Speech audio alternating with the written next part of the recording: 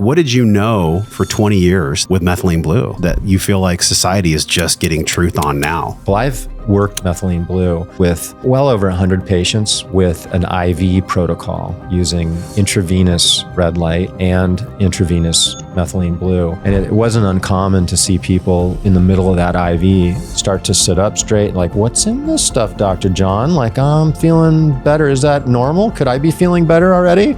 Yeah, you could. Dr. John Lieurance specializes in regenerative and functional neurology and is the best-selling author of Methylene Blue, Magic Bullet. There's been a lot of misinformation put out on Methylene Blue in particular, because Methylene Blue, it's actually from petroleum. Some people are bringing that out as a big negative, like why not to take it? So what? It's a synthetic molecule. There's a lot of man-made stressors. Because of that reason, I firmly believe that we need man-made solutions. Methylene Blue, because it accumulates in the mitochondria, it acts like a sponge to pull those photons into the mitochondria. So we can feed photons into that system and actually get a boost in vitality and energy at a cellular level. So it's essentially a light accelerator. Do you find it surprising at this point in your career that Methylene Blue would have such a light on it? Well, Chase Hughes was on the Joe Rogan show, and he's like, well, I met this like medicine man that turned me on to Methylene Blue. He doesn't state my name in the show, but that was absolutely from his experience.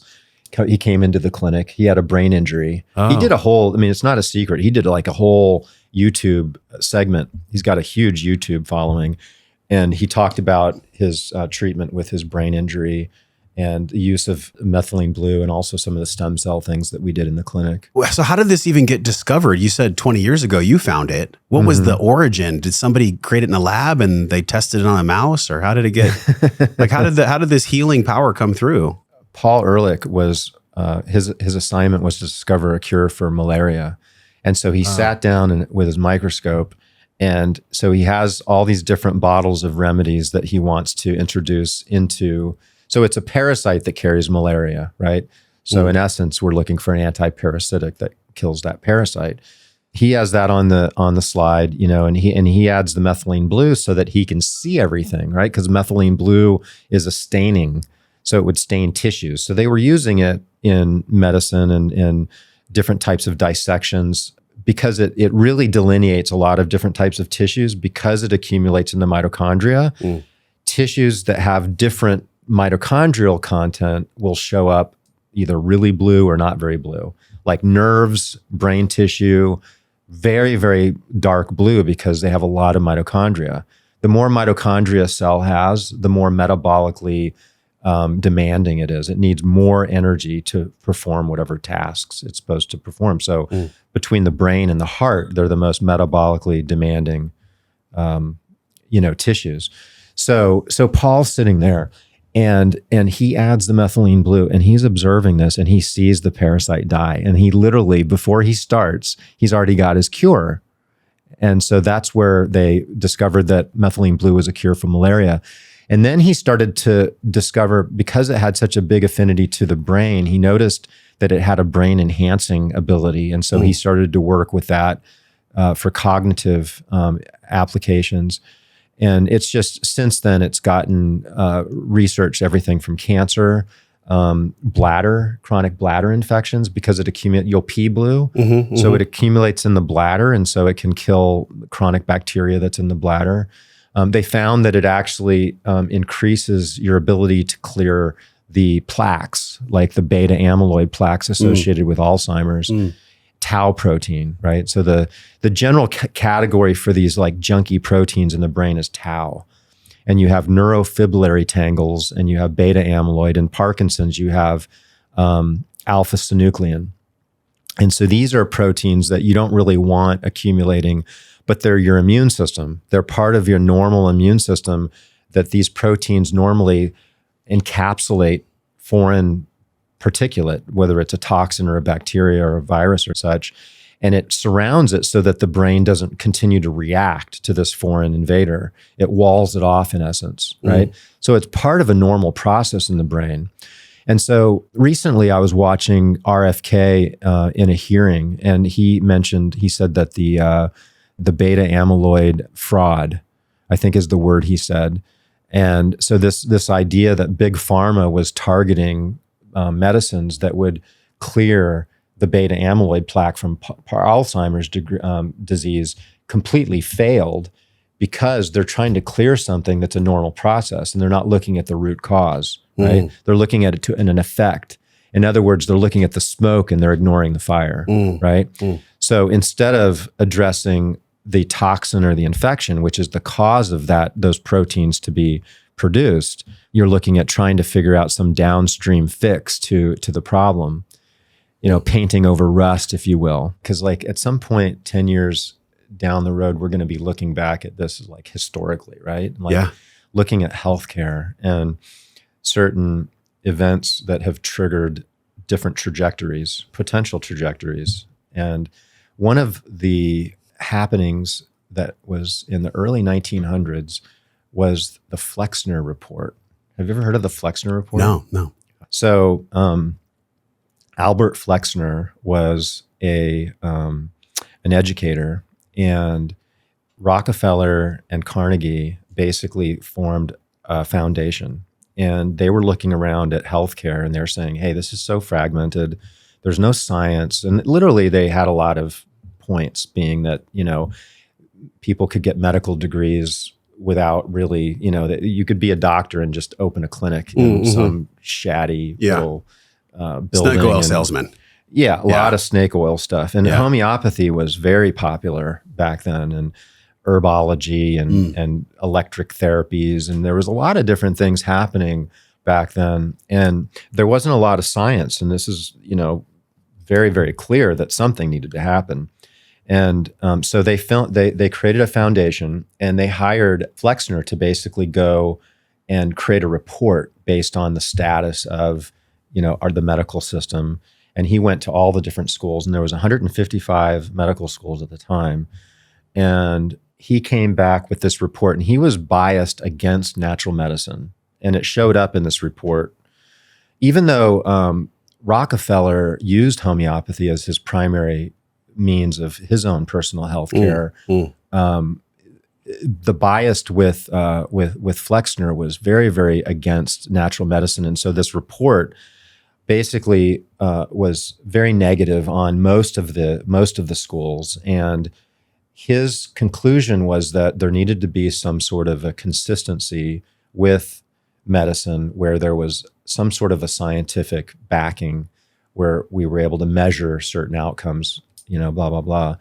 And so they presented this, and they created this foundation, and they funded medical schools, but the schools could only get this funding if they taught no natural medicine at all. It had to be strictly pharmaceuticals. And so Rockefeller wanted basically the healthcare model to be based on synthetic drugs. And these drugs would be patented, and the business model's genius, right? And most all the medicines are all based on petroleum, right? So they're petroleum derivatives, and petroleum is an organic compound. And so they can break petroleum down into its organic molecules and build larger molecules with it. And, to some degree, you can look at it and say, okay, well, that's not healthy and that's toxic. So petroleum, in essence, is like if you consumed it, like petroleum jelly. A lot of people don't realize like that's not the healthiest thing to put on your body. Yeah. But most all of our pharmaceutical drugs are based on petroleum, and so Rockefeller basically launched this, and the schools went from 155 schools all the way down to 33 schools. And so this biased against anything medicine. So they couldn't even teach diet. They couldn't teach herbology, homeopathy, none of it, right? And so this is carried on for over 100 years. Things haven't really changed. Yeah. And you look at a lot of medical doctors, they're lucky to get a day of diet, training in their schooling. It's just not part of the curriculum. So chiropractors and osteopaths were basically presented with the option to kind of come over and be more in the pharmaceutical based. And the osteopaths said yes. And that's why when you look at osteopathic medicine, these and medical are the two primary care physicians that deal with, DEA licenses and have pharmaceutical-based treatments in general. Yeah. Where osteopaths still have a little bit of some natural, but chiropractors basically said, no, it goes against our philosophy. And so that's why chiropractic was so highly crucified. In fact, the chiropractors sued the Rockefeller Institute and the Medical Association and won because they were able to prove that there was a campaign against chiropractic, right? And so this was a big deal, but people don't really talk about it. So when I look back at that Flexner report and that change that happened with our medicine, it was kind of a perfect storm because Rockefeller was right, and he, in the sense that there needed to be some sort of congruency and some sort of science-based studies with disease. Yeah. However, it went so far the wrong way into pharmaceutical, and there wasn't the balance. Like, we need a balance because there's some pharmaceutical meds that are absolutely necessary, and I'm not opposed to all of them. In fact, we're going to be talking about a few of them, like methylene blue it's actually from petroleum. It's a petroleum-based, like a lot of medicines. Oh, people don't know that. That's not spoken about, that it's actually petroleum-based. Some people are bringing that out as a big negative, like why not to take it, right? Wow, what a great history lesson you just gave. What do you think it is about that consciousness from the Flexner report that led us to here that actually gives public opinion about methylene blue so much gravity, so much of a runway? Yeah. What is that? Well, I think we have this opportunity right now to embrace what's good and to get rid of what's not good, right? And so, there are some medicines and some applications and some protocols everywhere from the hospital to our general practitioners. But our healthcare model, because it's been so biased with the money from big pharma, it's just gotten out of control. And it's like a misbehaving child that just needs to be reined in. It's like a 16-year-old that crashes a Ferrari or something. Exactly. Yeah, we all see it. And then you get RFK that walks in and says, okay, party, we're going to party, but it's not going to be the same. Yeah. So yeah, I think that there's been a lot of misinformation put out on methylene blue in particular. And there's some people that I believe are trying to just kind of get some limelight because it's a hot subject. I was first introduced to methylene blue almost 20 years ago when a doctor friend of mine was treating his mom who had Alzheimer's. And I remember I was getting an IV at his clinic at the time, and I was looking at the IV bag, and it's like, what is that you're doing? They're like, oh, it's methylene blue. And it was just slightly tinted blue, which from what I know now, it must have just been a few milligrams of methylene blue, like a tiny, not even enough to move the needle, which is when I asked him, like, is it working? Because he said, this is medicine supposed to help with Alzheimer's. And they said, we haven't really seen much of a result yet, right? And then I started following Francisco Gonzalez Lima, maybe this is like 10 years ago now, and his research using methylene blue along with different types of photobiomodulation applications. And that's when I started to experiment myself, and I usually will work with myself and experiment with myself before I start, experimenting with patients. That's very noble. Yeah. I would say that's not the case for all medical practitioners. No. Yeah. No. They just get science and do it. Yeah. So what did you find when you started to play with the methylene blue yourself? Well, I found it to be safe, and I found that there wasn't anything that happened negative, and then I noticed that my brain just turned on in a way that was so clean. It wasn't like a caffeine, it's almost like the paraxanthine is kind of in that same like field where I get this energy, which, and we're drinking Update drinks, Yep. Shout out to Sean Shout out Wells. to Sean. Yeah. But we came up with the Satori, which is the bar that has the paraxanthine in it. Those are amazing. And there's the alpha GPC in here, yes? Yes. Okay. And there's Copa. This, guys, if you're trying to fly, we had our Update taken, And I was like, there's no caffeine. It's for the kids. And the guy looked at it. He's like, no, we're taking it. Because, you can't bring stuff through security. You can take this. Yes. This is amazing. Yes. Like, shout out to you for making this. So, okay. So back to methylene blue, and then we'll go to Satori. Sure. So methylene blue is interesting because I feel like I learned about it from you 5 years ago. Oh, yeah. You were one of the OGs and you learned about it 20 years ago. Yes. Looking back, what did you know for 20 years that you feel like society is just getting truth on now through Joe Rogan and everyone else? With methylene blue. With methylene blue. Yeah. Well, the studies are ongoing. I mean, some of the things that a lot of people don't talk about with methylene blue is its ability to work against microbes. So as an antiviral, antimicrobial, particularly when you blend it with light. In fact, at the blood banks, it's the primary way that the blood sterilized is. So if anybody that's gotten a blood transfusion's actually gotten a little bit of methylene blue.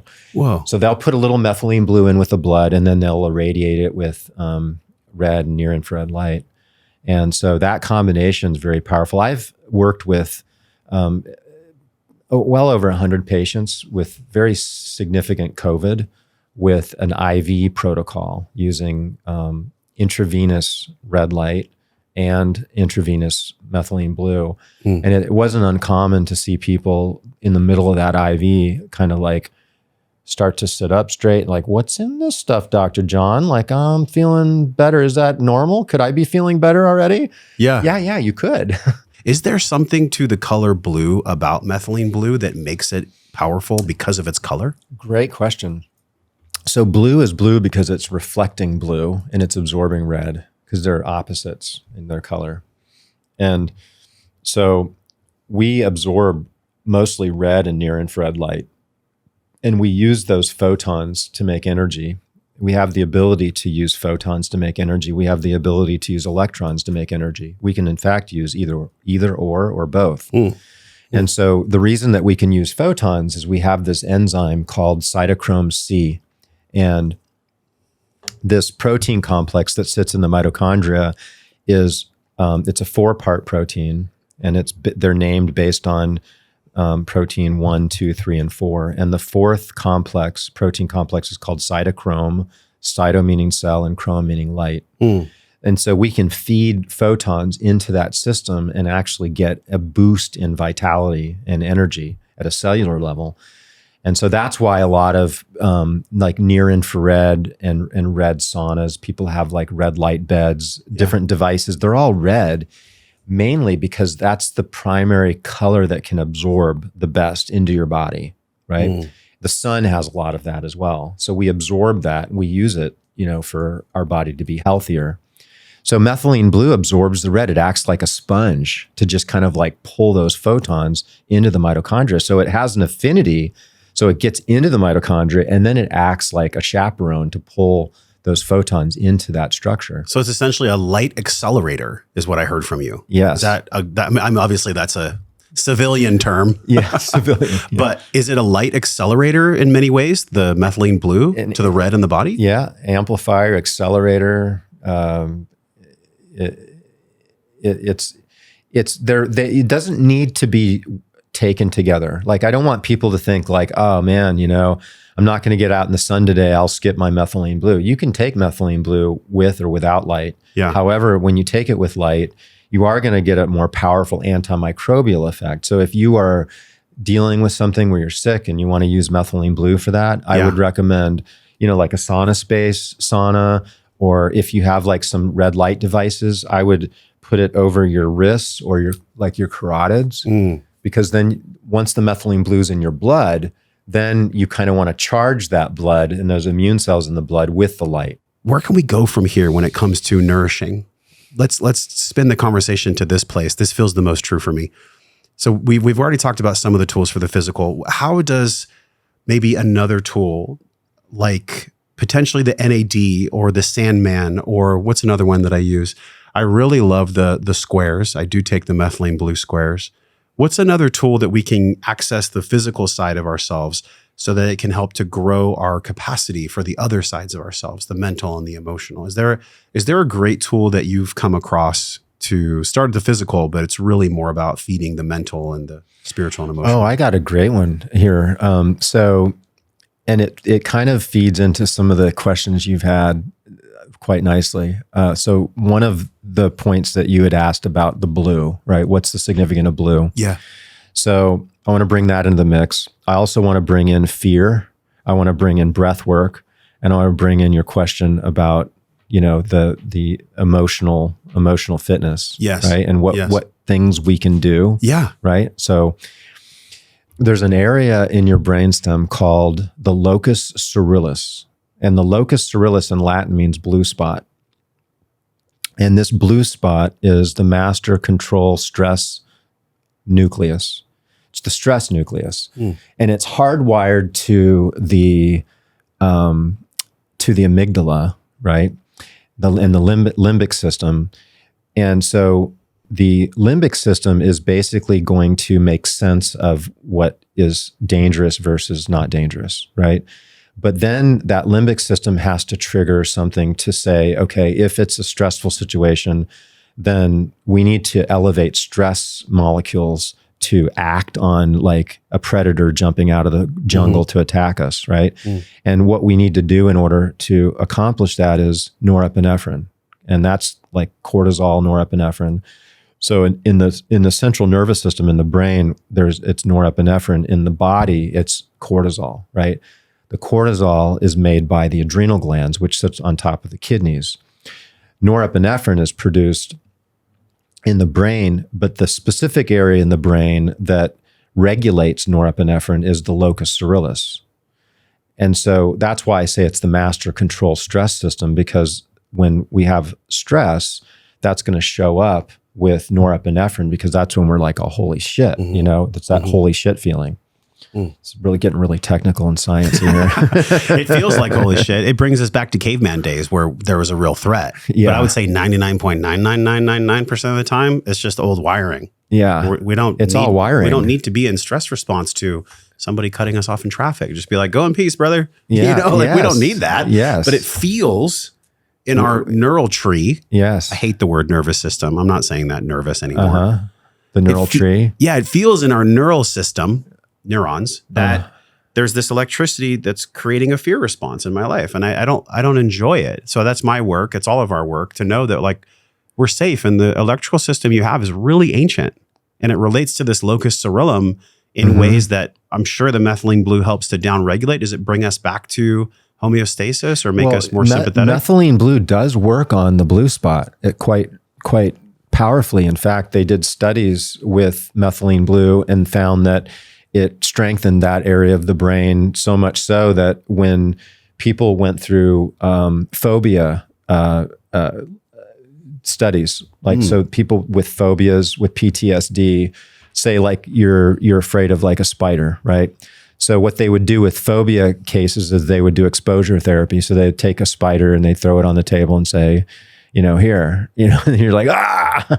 And then the next day they throw it on the table, maybe a little bit less of and be, and then, you do that enough times. It's like, oh, okay, it's just a spider, no big deal. Yeah. And so what that's doing is it's rewiring that limbic system so that there's a new story, like the story that you were telling yourself about how dangerous spiders were changes. How does it rewire the limbic system specifically? Through experience, through activation. So just by learned environment. Yeah. Okay. That's it. So then that limbic system is going to trigger the norepinephrine depending on what it is, what it's signaled to do so, right? So if it's signaling, hey, this is like a danger situation, that spider's going to kill me, then there's going to be a lot of norepinephrine. If it's like, you know what, that spider's fine, but just keep it away, little bit of norepinephrine. And then it's like, oh, interesting, spider, here, come here. Let me see if I can hold it in my hand. No norepinephrine at all, right? So there's scales to this. And so it all has to do with behavior, experience, and neuroplasticity, the ability to change, right? That plastic change in the brain is what gives us the ability where we can go in and change those stories and those narratives. So the methylene blue goes in there almost, I mentioned this earlier, as an accelerator or a supporter of light, the biophotons. And then if we're pairing that with emotional practices like breath work, or just conscious relating, nonviolent communication, like telling our bodies that we're essentially safe. Yes. Because the body, Bessel van der Kolk writes in his amazing book, The Body Keeps the Score, that we can time travel. And this is actually from someone else. I'm forgetting her name right now. I'll remember it by the time I'm done. But our nervous systems time travel in moments that have no basis in reality. And they time travel because they were coded really early, much like for me when I was a kid or you in Hawaii. And they get coded. But the cool thing about coding is we can recode them. But with how much toxicity and how much stress is on our system, that's why I think supplements are actually a game changer. How are we supposed to operate in a world that our grandparents operated in when it's a totally different world? Maybe 150, 200 years ago, we didn't need any supplements at all. Yeah. Because the world was just a different place. But the reality, the honesty that I'm bringing forth, that I'm curious your feeling on and your awareness on, is that our environment and our unconscious beliefs and our emotional patterns, they hold us hostage and in many ways. And this is what I believe emotional epigenetics is all about. The epigenome turns off and on switches for the genetic code, but it doesn't change the genetic code. And the power of this and your tools, and I'm sure you've gone deep into epigenetics anyways, because this is your world, one of the parts of your world. The methylene blue seems like the best starting place. It literally seems like the best starting place. Is it? Is it the best starting place? It's a safe place to start. Dosing wise, anybody that's starting with methylene blue, you definitely want to, we talked about my book. Would be smart to get my book on Amazon. It's Audible as well. The last paragraph or the last chapter is on, how to take it and, aspects surrounding that. If one was to embark on, looking into methylene blue and started to look on the internet, they're going to see some things that are very positive, mostly very positive. Yeah. And then they may find some things where people are putting out some negative articles on methylene blue. Yep. And I've looked at all of them. People send them to me all the time. I bet. And it's just a bunch of hogwash, really. It's like, I think people trying to get their 15 minutes of fame. But, we had pointed out one of the things that people will bring up, like, hey, it's made from petroleum. Well, we kind of brought that to the light as far as that they're organic compound. I mean, it's plant matter. Yeah. That it's ancient plant matter, but they're organic molecules and they're very shelf stable, right? But just because the origin of something doesn't necessarily mean that it's toxic because of that, because there's a lot of different molecules that can be made. I mean, literally an infinite amount of molecules can be made from that same original molecule. One of the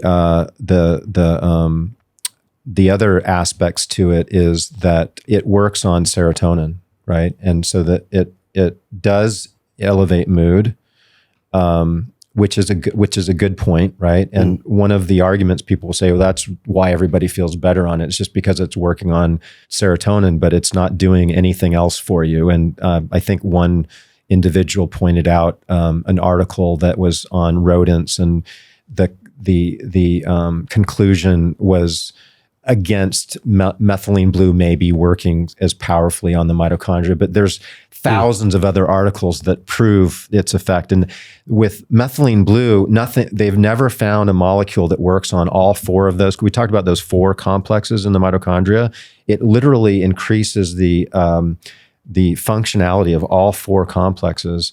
And on average, it's about 30% of an increase in mitochondrial capacity, and it's independent of oxygen. And so individuals, everything from breath holding to, with free diving and so forth, great applications for like MMA fighters, and which I've worked with a lot of them, and they love this molecule.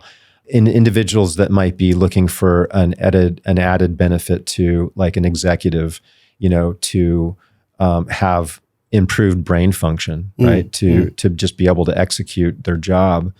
People that are looking to mitigate the stresses of toxins, like the methylene blue has been shown to be neuroprotective. Like if you had a stroke and you're currently taking methylene blue, you wouldn't likely have much damage at all. In fact, there's a few of the absolute top neurosurgeons on the planet that I'm aware of that won't do surgery on individuals unless they've got a methylene blue drip going at the same time, because they know that their patients are going to be safe in case something happens. Same thing with the heart. If you had a heart attack while you're taking methylene blue, you're very much protected. there's another aspect to methylene blue that they'll show pictures of blue brains, and they'll say, "Oh, look, it's staining the brain." This is also confirmatory of how toxic it is and how negative it is. It's like I like to know when I'm looking at something. Okay, this plus this equals that, but like here you're jumping from, okay, so it's a blue brain. We know methylene blue has an affinity for the mitochondria. We know it's going to get into the brain. We know it should be blue, right? Mm-hmm. This idea that it's going to be permanently blue is kind of silly. What actually happens with methylene blue is that it converts into a white form of methylene blue, which is called leucomethylene blue. Up to 86% of all the methylene blue makes this conversion. And the leucomethylene blue, there's been a lot of research on it and actually has some amazing qualities to it. And it might be one of the reasons that methylene blue works so well against viruses is because the leucomethylene blue is a very powerful antiviral. It's very powerful as an anti-inflammatory as well. And it's the reduced form of methylene blue. So methylene blue is the oxidized, right? And the leuco is reduced. So it has to have this balance between the two. There's so much power here that people have probably never heard of. Do you feel like you are one of the world experts in methylene blue? It seems like it. Yeah. Not from an egoic space. I'm just saying, honestly. Well, I've spent a lot of time on it, and when you write a book, especially if you got a third edition of a book, you've put your time into it. Yes. What continues to fascinate you? And it seems like my question was right on. You tell me if I'm wrong. Seems like methylene blue is a great place to start. If you were going to do one of the many tools that are out there to fill that pentagon, that capacitor for renewal of health. Yeah, absolutely. It seems like that's the best, honestly, and the easiest place to start. Yeah. Because suppositories aren't always comfortable for people, right? Yeah. Am I on the right track here with methylene blue? I could be wrong. Yeah. Am I on the right track with that being like, if somebody looked at 10 tools from MitoZen and they were like, which one should I start with? Right. Would it be safe to say that it's methylene blue? Well, unless you have a rare genetic disease, it's a G6. It's not a disease, but it's a G6 pathway. And if you have it, you usually know it. There's no real contraindications to it if you take it in a dose that's, I'd say like below 2 milligrams per kilogram of body weight.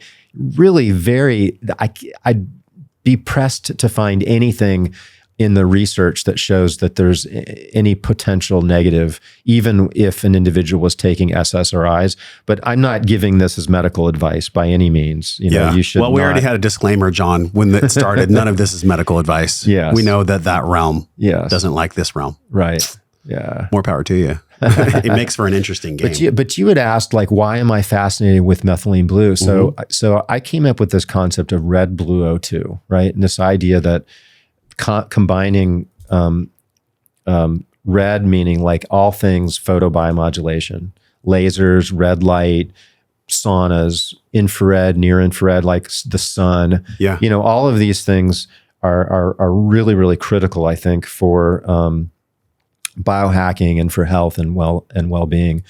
And then oxygen, and when I look at oxygen, I think about breath work. I think about carbon dioxide, which is earlier on, I had said, I'm going to answer your question about which we should circle back to some inhaled carbon dioxide as a biohack, but we'll get to that in a second. That's on the fringe for me. I have not heard about that. Okay, continue. So you have hyperbaric oxygen, you have hypoxic types of therapies, but all of those things are kind of within oxygen.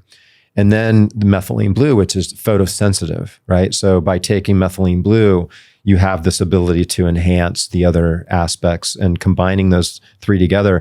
And so that's why I teamed up with Brian Richards, who his wedding was yesterday. Shout out to Brian and Mila. Congratulations. What a beautiful wedding they had last night. Yeah. So Brian Richards wrote, and Jason Saunders, who's got basically a PhD in hyperbaric oxygen. We all teamed up and we wrote this really great article that's at the end of the new 3rd edition of Magic Bullet. And we're going to be probably having another event towards the end of the year, Red Blue O2. We did one last year. But this idea of putting together protocols that people can do at home to really enhance their own health and take their health into their own possibilities. And then what I'm doing in the clinic medically with red blue O2 is extremely exciting. In fact, we created a nonprofit where we're running research on the application of red blue O2 to the inner ear for hearing loss and tinnitus, for prostate disease, whether it's prostatitis, chronic. We're finding most men have a chronic infection in their prostates, which can be discovered by a simple semen test that we send to people's home. And this is different than the blood test where they just check for the marker?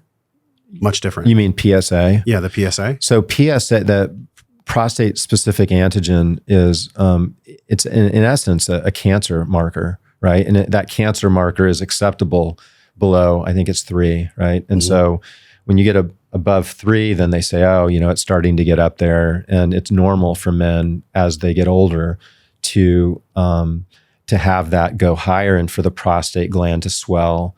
And they look at that and say, well, it's just normal for men, and all men that happens, and it seems to be sensitive to hormones. And so when people get cancer, they basically drop their testosterone to 0. And it doesn't need to go that way, because what I'm finding, and my hypothesis here, is that almost all of these cases are from long-standing infections in the prostate. And this can be tested for, and it can be treated with red blue. And our red blue O2 is called Prostabluezone. And so Prostabluezone is a process of a series of 3 ultrasound-guided injections into the prostate gland using methylene blue, a targeted antibiotic. So the testing that we do for the prostate, the results come back with, we don't hardly ever see a negative result. Most people have some level of infection in the prostate. Why is that? Why do most people have the prostate infections to begin with? What is that, environmental? It's that compartment and inside that capsule and around the prostate, there's not a lot of circulation there, right? So the immune system has a hard time clearing that area up. Would it happen more for cyclists? Yeah, that's a good question. Because they're sitting on those little seats. It's there might be some environmental aspects that could predispose people more so than others. Okay. Or if you just sit down more and you're not active, then less blood flow. Yeah, you already said there's less blood flow. I've seen. It's interesting with ejaculation. They say you should ejaculate a certain amount of times per month to prevent prostate disease. But then you've got all this with the Tibetan. Semen retention, semen retention, and this, that, and the other. And come, don't come. Come, don't come. Yeah. But I just think intuitively it's good to come sometimes. I don't know the magic number.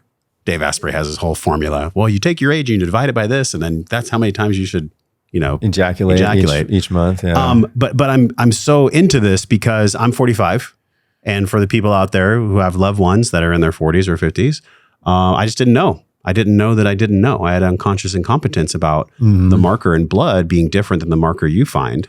Right. That's fascinating. It's good to know the PSA.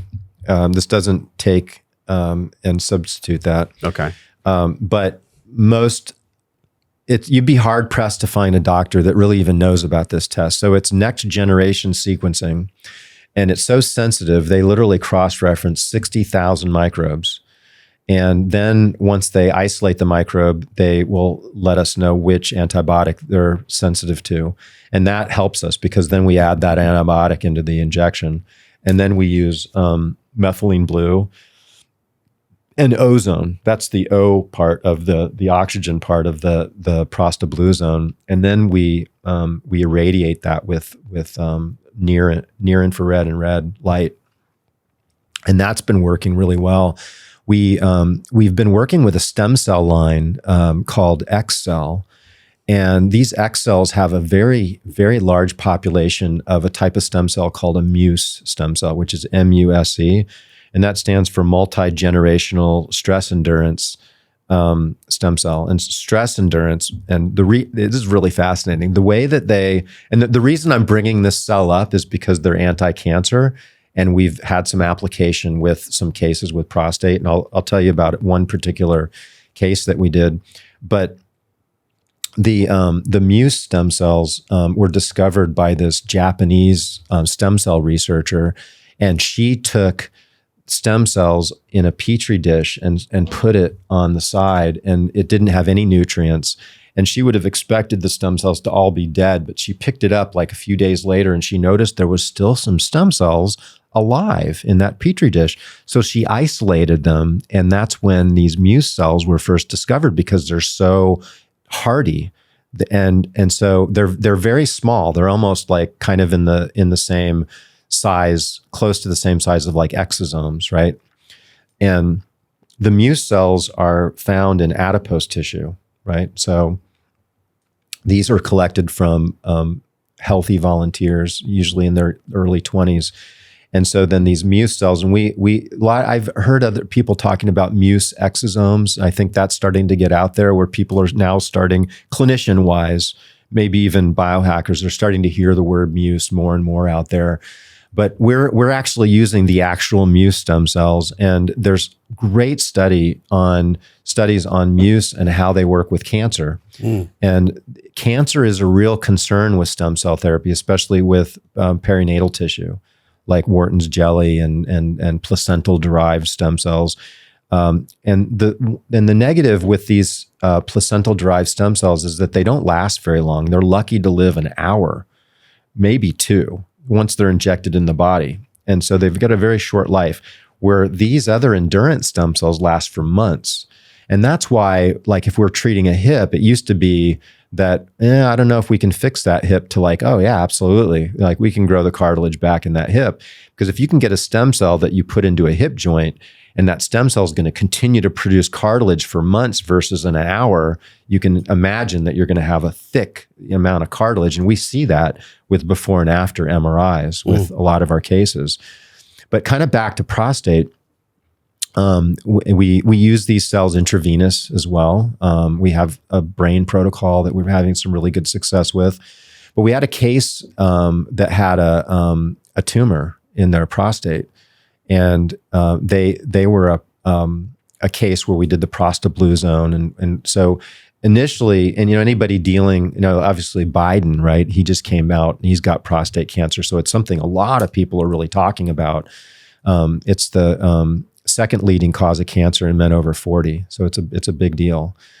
And so what we did after we eradicated the pathogens with the prostaglandin is we went and injected the Muse cells into the prostate, and 2 months later that tumor was gone. Wow.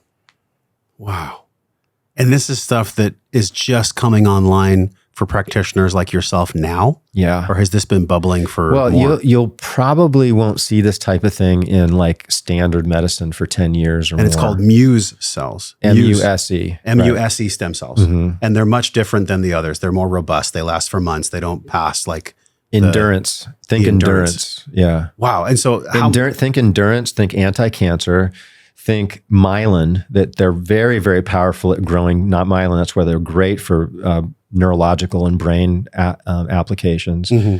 Overall, I think that these, and that's not the only stem cells that are in X cells.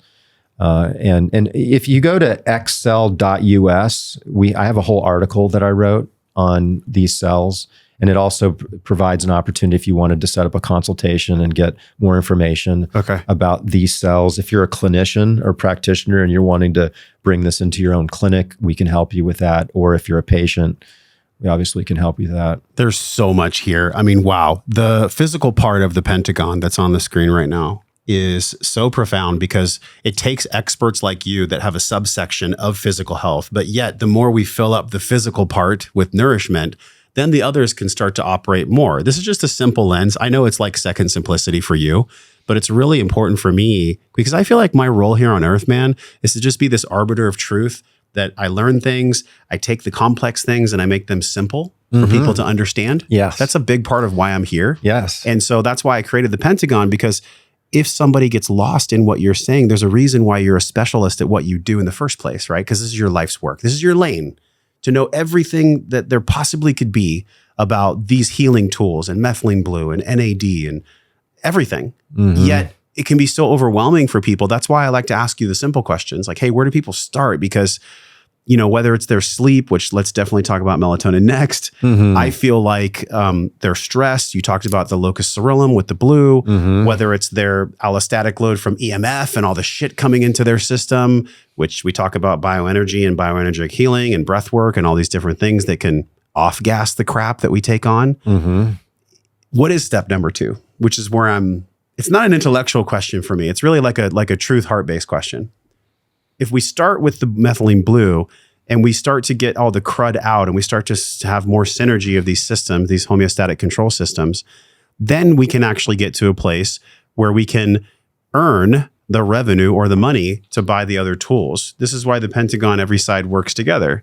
Because a lot of times people say, I don't have time or I don't have money. And what's really beautiful, it's on the screen right now, is you can go to joshtrent.com/MitoZen Club. You can join a club that can give you access to things that most people never get access to, especially in an MD's office. And this club is so amazing. You can join for $10. Yeah. And so when you go to the club page, then you can start to get all these tools that you can't get legally. There's still a legal energy that's wanting to, it's kind of like what we talked about with that report you mentioned.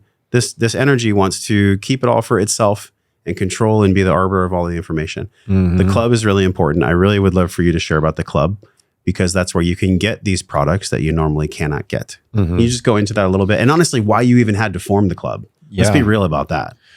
Well, during COVID, and I look at COVID as a side note, as like another Flexner report moment, right? Definitely.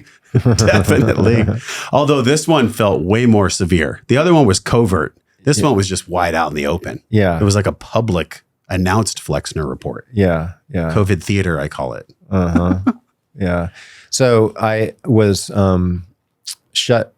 they tried to shut me down because I wanted to just get on the top of the tallest mountain and just scream melatonin, because I just deep dived into melatonin as it resulted into viral infections. And I was finding the most lethal viruses when they did studies where they were lethal, where only 6% of the animals would survive after subjected to this virus, this human encephalitis virus. They gave them melatonin and it went up to like 86% survival rate. And so this idea that melatonin can be somehow protective during an infection and prevent that cytokine storm that was killing everybody, I was like, well, why aren't they talking about it? And they were initially. And I know like Trump got COVID. I don't remember, like in the very beginning, Trump got COVID. He went to the hospital and they actually were pretty vocal. Like, oh yeah, they gave him high dose melatonin. It's like 50, 100 milligrams. Publicly that was stated? It was public, yeah. And in the hospital that he went to, they actually had it posted. But they took all that down because, the narrative is that there had to be no alternatives to the vaccine in order to maintain the emergency authorization status, right? Yeah. And so because of that, they hired, the FDA basically was hired as like, a mobster from the big pharma to basically silence anybody talking about anything except herd immunity through mass vaccination. Yeah. And so I was one of those people that was sent a nice, pretty letter from the FTC and the FDA. And I had to hire a lawyer and I had to like completely take the word virus was like off of my website. And all of this material that I had put up talking about melatonin and colloidal silver. And, at the time I didn't know about how powerful methylene blue would have been towards COVID. Otherwise I would have been speaking about that. I was talking about my glutastat, Ben Greenfield. And that's almost, I think, one of the reasons that kind of catapulted me into a bit of more people knowing who I am was that product glutastat, which is this essential oil antimicrobial nasal spray. Yeah. And Ben just started to like talk about it on his podcast. And so that remains one of our bigger selling products, which you've got the version that has the ivermectin in it. Oh, we get to talk about that. So one thing I love about you, John, is you're a really beautiful mad scientist. And I say mad like you just love it. That's when somebody does like madness. They're just like, this person's so mad about what they do. You're mad about wellness. You're mad about your products. I love it. It's the passion's very palpable. You have this glutastat spray. This is really interesting. It's on the screen right now. And if you're watching on YouTube or Spotify, 120 milligrams ivermectin per bottle. Mm-hmm. Also with the same glutastat that Greenfield talked about. And that really has helped me when I used to have sinus infections too. I use glutastat a lot. I would actually use it in the mist, the nebulizer. And then I would do the rinses and I would do the flushes. I think it really helped. Why did you create this now specifically for people that are dealing with the spike detox from the vax? Yes. Is that why? Right. Yeah. Well, initially I thought that was, a bunch of bull. Like I was like, spike shedding, blah, blah, blah. And the science is actually coming back saying that it's a real problem. And so whether we get COVID or if we get the vaccine, the body's going to potentially release spike protein, which is extremely inflammatory, right? And so there might be some people out there that are suffering from some fatigue, some brain fog. It could be, a variety of different types of inflammatory diseases that could be triggered by exposure to spike. So if you're around people that are shedding, and there might be certain people that when I spend time with that person, I noticed I don't feel as good, and that could be some related to something like that. They're not just an asshole. Yeah, no, that too. It could be it. They're an asshole and they're spiking on you. Yeah, right. Yeah. So this idea of addressing spike has been something that I've been really interested in, and methylene blue has been shown to really help that. And so we talk about that in the 3rd edition of the new book, Magic Bullet, which is on Amazon. But ivermectin also it's a medicine. A lot of people have been hearing about ivermectin. They've been hearing about fenbendazole, and these in conjunction with like cancer treatments, like an alternative cancer treatments. And they're initially, anti-parasitic drugs. And so when I started to look at ivermectin, I noticed that there was some efficacy with intranasal approaches to it, right? So when you look at applying something intranasally, you want to start thinking brain, right? You want to think nasal passage, you want to think sinuses, you want to think brain, because this is a very close relationship. So the absorption of, like if you ask a cocaine user, like what's the quickest way to get it into your brain, right? It's like snort it. Yeah. So if an individual was looking to kind of increase ivermectin levels, like in the central nervous system, then this could be a good application. Or if an individual was in and around a lot of spike shedding situations, then the essential oils along with the ivermectin could be a really great application. Now, there is a prescription that's necessary for this, so we do have that option. It's, I think, $49. It's just a real simple little medical exam.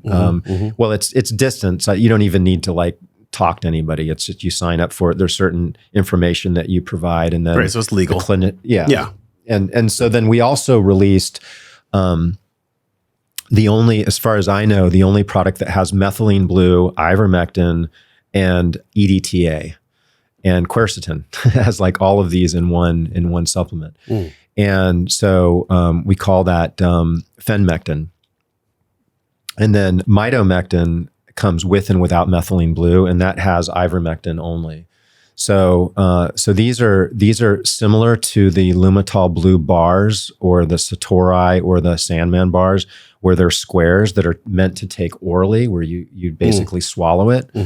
But yeah, as far as I know, nobody's come up with these medicines all in one, and since they are prescription, we can, if you go in through the club, there are options through the club to set up consultations with our healthcare providers, and these products are available, but they're not available to just order them off of the website. Yeah, and it sucks that it has to be that way but then I also understood, you mentioned the Flexner report earlier, where initially his intention was probably good. He's like, hey, I want to make sure that nobody's selling snake oil, so it's good. But then he overreached. Right. And we're in this time now where there's been such an overreach. Imagine how much easier it would be to get these products to people if you could just go through some kind of governmental test to signify that like you're safe. Yes. Right? If like that existed, if you could just take people through a government sponsored test, whatever. But we all know the answer to that. They don't want to have this type of information out there. When I say they, I just mean people that have financial interests where they keep the information siloed. So I think this club is really important. It's on the screen right now. joshtrent.com/mitozen club.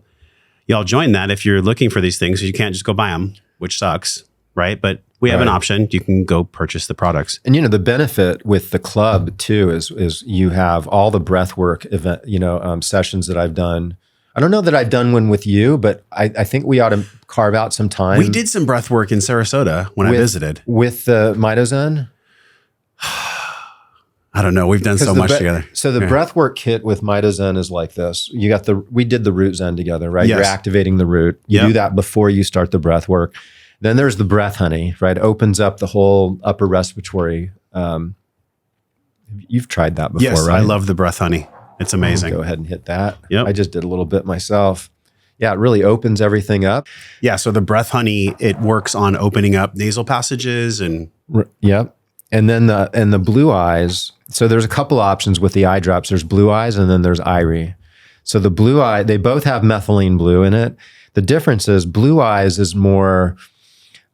like if you're looking for an antimicrobial, people are always sending me messages like, hey, will blue eyes help this condition, this eye condition, and that eye condition?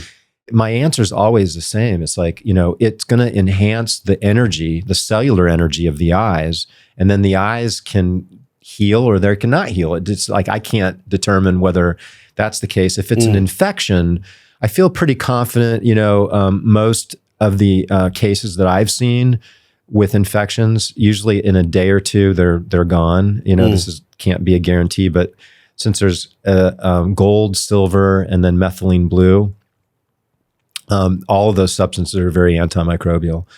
Now, the other use for the blue eyes is as a photobiomodulation. So the cells in the eyes are the highest amount of photobiomodulation occurs there, right? The most photons are absorbed through the eyes. So by applying a drop or two to each eye and then doing sun gazing, or if you're in the sauna or you're using a red light or something like that, really makes a lot of sense. And so in the course of doing breath work, the way that I do it at the beach is I do the root zen, I do the breath honey, and then I put a drop in each eye and I allow myself to sun gaze. Then I go through my breath work, and then as an option towards the end part of my breath work, I'll do a Zen spray.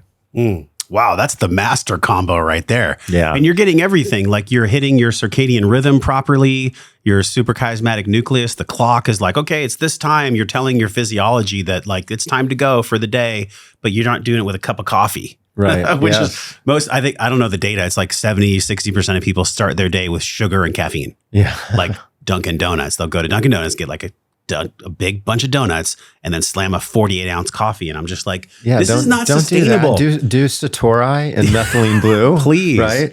And go ground yourself out in nature, right? Watch the sun come up, and some of these things really are fun to do.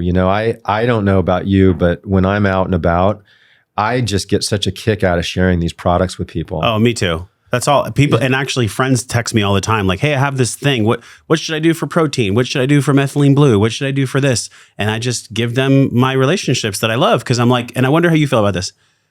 Health and wellness, or being well, if it's not a hobby, if it's not something that you just are genuinely interested in, it's going to be really hard for you to be healthy in this modern world. If you were to wave a wand and like 5 years from now, maybe 10 years from now, even with AI, who knows what's going to happen?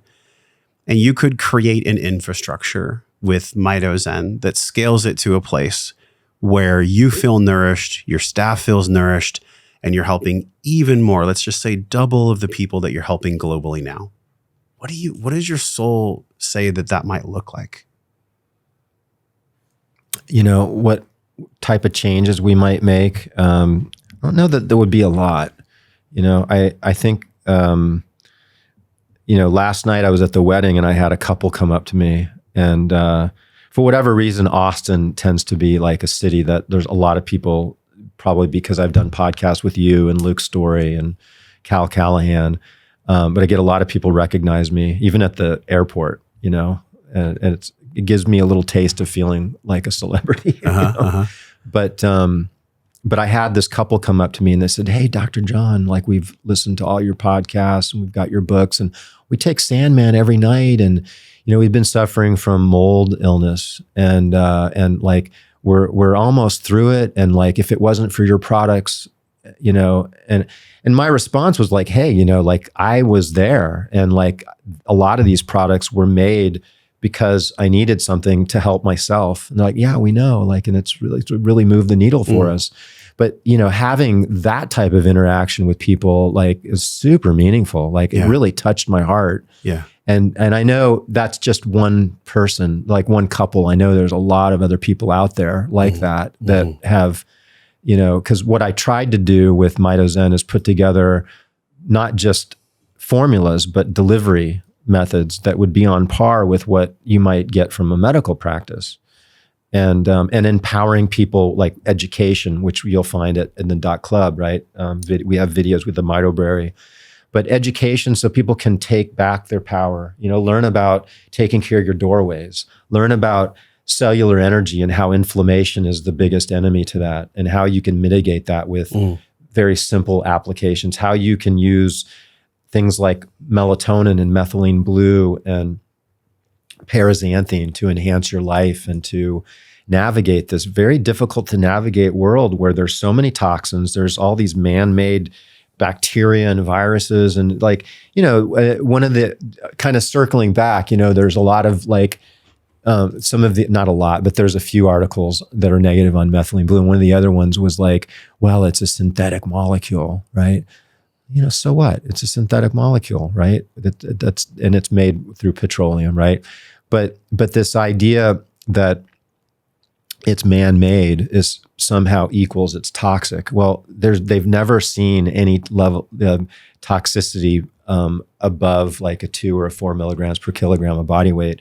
So the toxicity is with very high doses, but like if you drink enough water, it'll kill you, right? Everything has a toxicity level, right? So there's a lot of man-made stressors. And so because of that reason, I firmly believe that we need man-made solutions to augment our, journey through this somewhat challenging terrain of living as a human in 2025. Yeah. It's not easy, right? Imagine if you were to pop from 2000 to now and wake up 25 years later and be like looking around and saying, wow, you didn't know about COVID. You didn't know about any of this stuff. It's like, it's shocking how much more stressful you got 5G, right? You've got the vaccine schedule, right? You've got all the vaccines and the toxins and the over prescription of pharmaceuticals, right? I think the RFK came out with a pretty cool report. I don't know if you looked at that. I briefly did. But one of his points was the toxins in the environment were number one, and then the over prescription of medicines. That basically our healthcare model is prescribed first, and people go back and it's like another prescription. Now the average person's on 12 plus prescriptions, right? That's not the answer, right? Let's not first think of a drug to mitigate a symptom, and let's look at, okay, the body is expressing a stress. What's the cause of that stress? What's at the root of that? This is where you're going to get that life extension. When you navigate life with that mindset of not reaching for a drug at the first symptom, instead thinking, okay, my body's telling me something. I'm going to step back, have a little bit of patience with my body, patience with the physical body. Like there's a lot to be said about that, because I don't think we're patient with our body. I think we demand our body to like push through stressors that it wasn't adapted to push through, right? So having more patience with the physical body and listening to the body and going and providing silence and calm moments. This is what breath work gives me. After I've done a series of breath work, like super calm, like the mind is calm. This is a place where I can listen to my body. I can check my body and scan my body. And when my body comes up with symptoms, anything from a runny nose to constipation to fatigue, I'm thinking, okay, well, what could this be related to, right? Versus immediately reaching. And you can have the same problem with natural products as well. Sure. You know, I mean, this does not limit itself to pharmaceuticals. Like there are the same problem, and the same problem happens with natural alternative medicine practitioners or functional medicine doctors. You know, you can get functional medicine doctors that do the same thing with natural solutions, but just treating symptoms and not actually getting down to the root cause. We're at this point where we can all just stop fighting with each other about what works and what doesn't work. And we can just focus on what works. With this whole like egoicness with medicine that you talked about with the Flexner report, God experiences God's self in interesting ways, man. And the way that you're going through your own healing journey and all the tools that you've created already in your life. I mean, we've talked about this before. You had Lyme. You almost passed out of this dimension. Now you've been through something where I can't even imagine what it feels like to go through. And I say it with like such respect in my heart and such reverence for you having a limb be taken back to God. Yeah. And I know you've talked about this a little bit. I feel like this is a great point because we've talked about the evolution of consciousness in medicine. And the evolution of consciousness now is in you by going through this ordeal. So there's a respect there that I know you can feel for me. What has been the learning here as to why your soul came to experience this path? What do you feel like that is for you? Yeah, you know, I look back at even the beginning of my life where the Camp Lejeune is like one of the largest water contamination catastrophes in U.S. history. In fact, you know, it's still on the attorneys running advertisements to get people to join the class action suit, right? So I was in utero in my first 2 years of life in Camp Lejeune, and a lot of babies were stillborn, you know, I mean, so I survived that. That was like the first, challenge. That was your initiation into life, was being born into a toxic soup air. Yeah. Yeah. So, you got that, and then, childhood of allergies and asthma, and then the Lyme disease was the next like big challenge. And then mold illness, that really almost took me out for sure. And then, last October, I had a slip and fall. It was kind of during the hurricanes, and I was taken to the hospital, right? And I had a lot of trauma to my leg and to my hip. And they basically said, we've got to like open up your leg because there's pressure that's built up in there. They call it a fasciotomy, right? And so, I had no choice. At least I felt like I had no choice at the time. And wound up being in the ICU for a few weeks, after that. And there was so much muscle damage from the hip and the leg that what happens when the muscle gets damaged, it releases all of the proteins from the muscle and it can overwhelm your kidneys. So I had kidney failure. And so they put me on dialysis. So I'm on dialysis. They're telling me that I may need to be on dialysis the rest of my life. And I had one surgeon telling me that I may need to get my leg amputated at the hip. And you have Hurricane Milton that I'm looking at this on my phone because I had my phone, I'm laying in the ICU. And they had to move us from where the regular ICU was because it wasn't hurricane rated, the windows weren't, to this makeshift area. And then Hurricane Milton was literally coming right into Siesta Key. Right? Like literally the absolute eye of the hurricane went right over my house and right over my clinic. And I'm watching this eye wall and I'm watching this whole thing unfold. And with the idea that I may need to be on dialysis, not sure if I'm even going to live, right?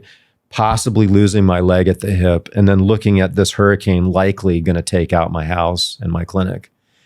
And at that moment, I'm sitting back and I'm thinking, this is bad.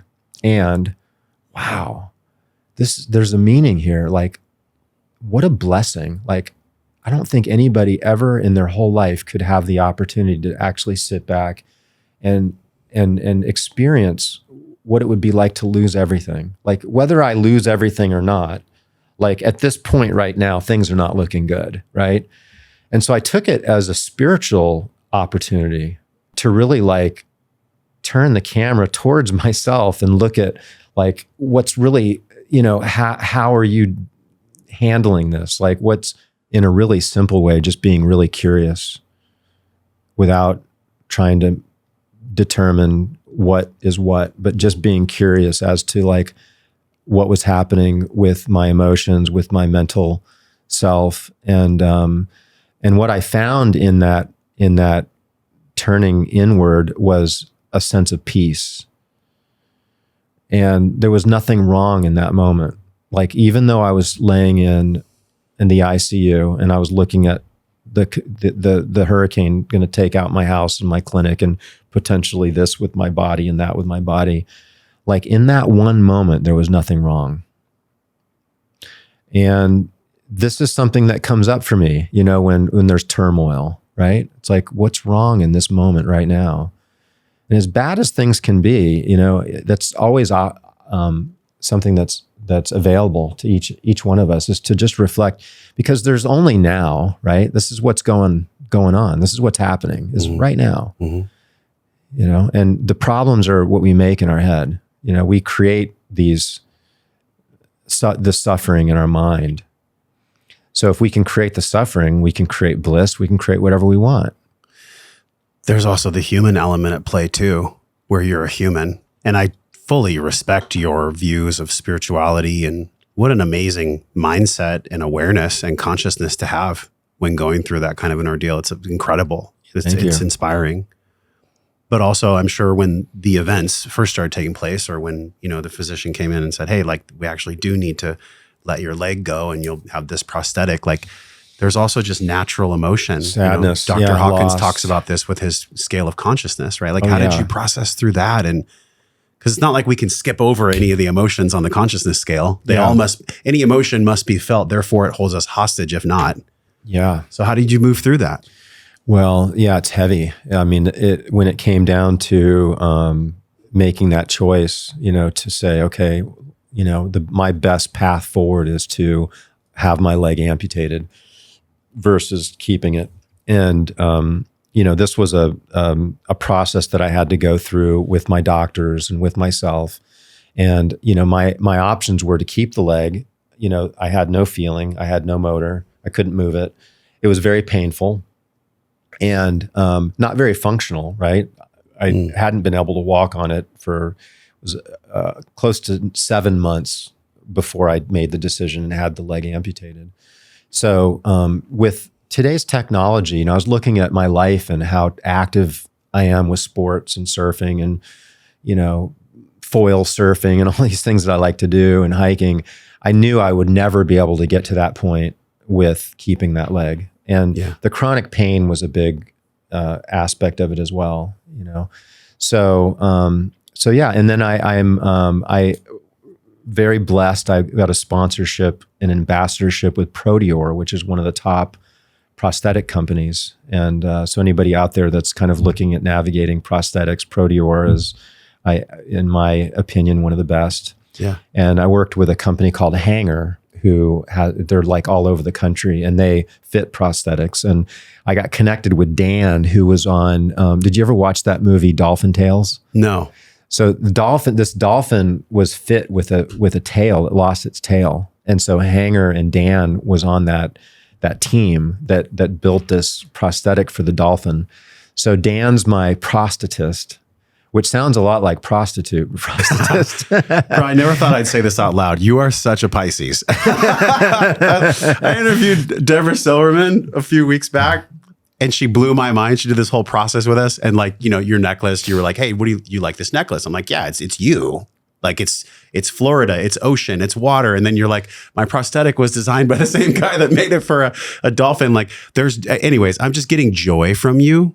Like I really feel like you're on the other side of it, and it's fucking inspiring. Mm-hmm. And for somebody that's going through a loss of a limb, a loss of I don't want to say it out loud, like a loss of a loved one, just a loss of anything. Like loss is so profound. It's such an incredible teacher. So I'm curious, before we, you know, respectfully move on, like what has been the ultimate lesson from losing the leg? Yeah.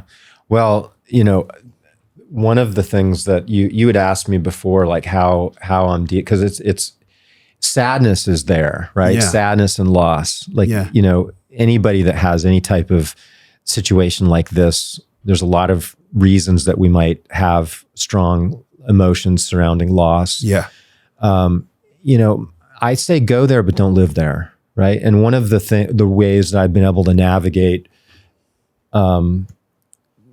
the emotional suffering of losing a limb has been to allow myself to cry it out, allow myself to really feel it, go out and just yell and scream, like some just, super primitive sounds, just let yourself express those dark feelings, because what happens is on the other side of it, there's actually joy. Believe it or not, you could be in the middle of, and I would offer anybody to try this on their own, like in the middle of like really feeling totally shitty, just let yourself cry it, like be curious. Yeah. That aspect of like, oh, what is that? Like go inward and what does it have, a color, a texture? Does it have a smell? Like try to like really get connected with it and be really curious. Can I make it bigger? Yeah. I'm ready. You have to be ready for it, right? You have to be ready. But when you're ready, invite it in, experience it fully, and then you'll find that you can, and afterwards party. Because you'll experience on the other side of that, it will be typically is joy. Man, I know we've talked about this a few times, but it relates to everything we've already touched on, whether it's methylene blue or the evolution of medicine, the evolution of consciousness. Everything we've described comes up to the fulcrum of this question. The lessons that we learn by experiencing what we don't want, per se, or negative emotions, more survival paradigm on the Hawkins scale. We have to fully feel all of it. We have to feel the disconnection in medicine. We have to feel the disconnection from self. We have to feel our anger, grief, sadness, despair, everything, because it's feeling that's this gas pedal that allows all the mitochondria and the DNA and everything to work. If we don't feel it, then we just die. We just die early. So thank you for feeling it, man. Thank you for being inspiring and feeling it. Well, it puts it into your unconscious and subconscious, right? So like you have the conscious thoughts, and so a lot of our mental well-being is being driven by unconscious thought energies, right? Mind energies. And there's belief systems, and ideology, and all of that is stored in like little thumb drives throughout the brain. And it runs through your limbic system. And it's your limbic system that's going to make sense of it. Now, initially, our limbic system was set up to determine, okay, is this a predator? Do I need to run? What do I need to make sense of this? Like, is this a threat? Or is this a friend? Is it time to party and enjoy yourself? Or gosh, do I need to like be careful here? Yeah. And so this system, this limbic system is really important for us. And it's an important system. However, that limbic system, it's up to you. Like you have control over what you're going to feed into that limbic system, unless you ignore your unconscious and subconscious thought forms, right? But if you just take them and lock them in a cellar, that's just going to be festering, and you're not going to know what's really happening there, right? And so it kind of ties into this idea of like really fully feeling it, because you're bringing these thought forms up, and you're like letting your body, your mind see these, and then the rest takes care of itself. You don't have to do anything else, really. Wow, so profound. Because if, like you said, if we actually developed a faculty where we listen to our body, all of society would come like 50 to 60% slower in everything that we do. We're running so hot and so hard and with such intensity, and it's glorified. It's glorified in our society, that the only way out of this is actually getting sick, having disease, and becoming, for lack of a better term, broken, to realize that you're not broken. You're just living in a bioenergetically burdened world. And the only way out is through. And to be honest with oneself, like, hey, can I have the maturity to grow and be able to handle all these responsibilities and be a authentic being to myself first and foremost? Society doesn't like that. Society will not make money off of you. You are not monetizable in that system. Or controllable. So that's really what we're talking about here today. And so if y'all resonate with this, make sure that you go over to joshtrent.com/MitoZen Club. Join the club to get these products that you can't get on the internet. It's amazing. Mm-hmm. You had asked me earlier on, like what there's several messages, but what's coming up for me that relates to the conversation we're having right now is, without a doubt, you think about the leg, right? Leg, you're walking, you're doing, you're moving around. This was the universe saying, Dr. John, slow down a little bit. A big portion of that is just slow the fuck down. Yeah. And that's been really helpful. Slow down and also accept help and support from others. Receive love. Receive love. Yeah. That's it. Thank you for that reflection of truth. I had a IFS MDMA ceremony recently. And in one of my sessions, I just went, the fuck am I so stressed out about? Why am I such an asshole? Like, what is this all about? And it wasn't from judgment. It wasn't like me labeling myself as an asshole, or it was the same message that you got. Slow down, dude. Just trust God, trust life. Mm-hmm. Like, you're not going anywhere. Mm. And whenever you go there, you're just going to be loved.